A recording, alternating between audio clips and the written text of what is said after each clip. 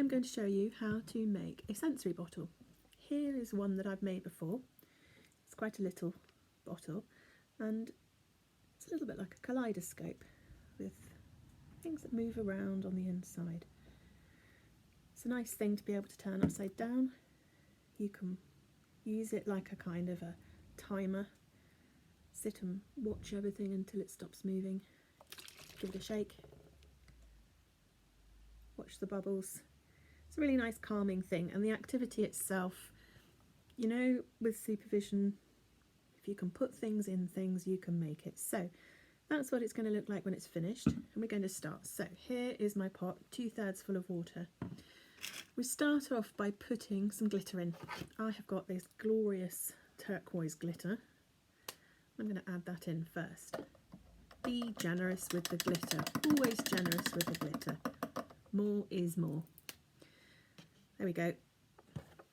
Right, then I'm going to add a few of the sequins. I've got some in here, various colours. There's some little bit kind of pins in here as well, plastic pins, but I'm not going to worry if they go in because they will float. Now notice most things are floating at the moment, if not all.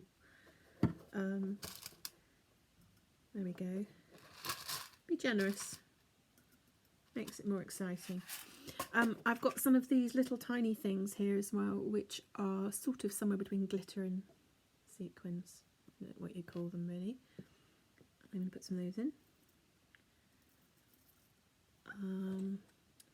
Best bit, as far as I'm concerned, is buttons. Now, I have got a fabulous button collection. So buttons of the different sizes, different thicknesses. Oh, look at that one, that's a jewel.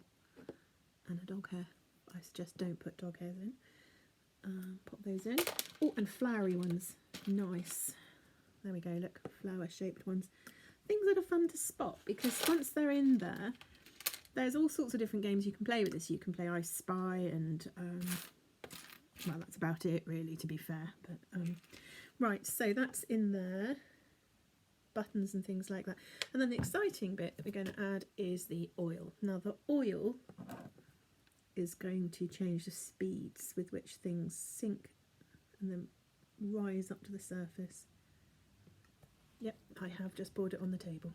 Okay, never mind. There we go. So we've got, looks a bit boring there, doesn't it? But we're going to give it a good shake.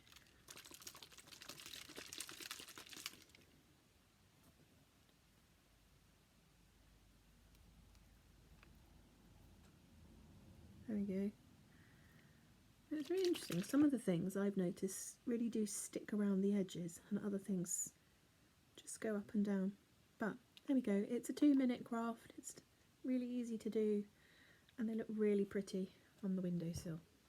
So that's that. Feel free to use bigger bottles and different things. And I will show you some more later. Bye.